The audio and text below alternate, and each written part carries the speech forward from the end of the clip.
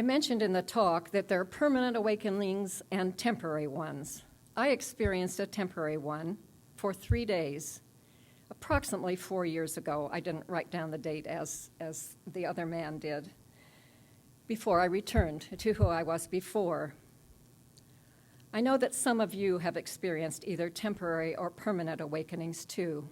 I consider those 3 days the absolute best days of my life. For that brief period, I knew who I really was. For those 3 days, I lived from my essence, my soul self. I have never experienced the kind of joy I experienced during that time. I've never had such a deep connection to the eternal. I was truly a whole new person in a whole new world. I yearn for the time when I will enter that state again and stay there permanently.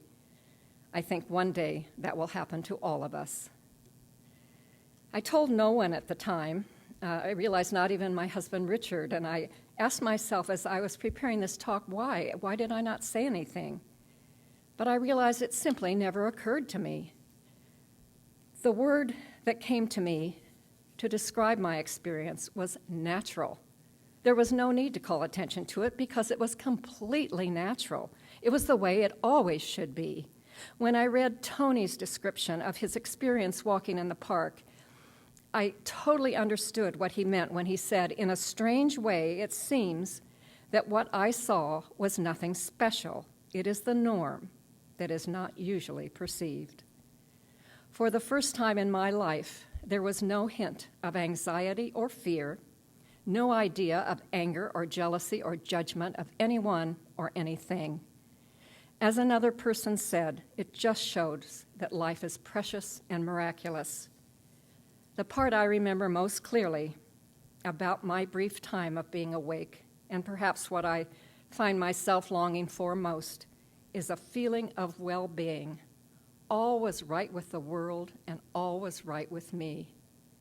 I have never felt that before or since.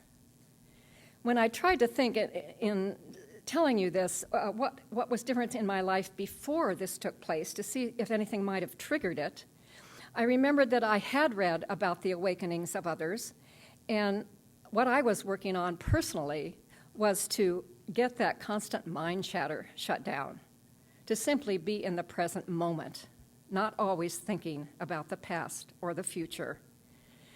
We're going to have a clip of Flower. She talks about time, about horizontal time going from past, present, and future, and vertical time when we're in the eternal moment.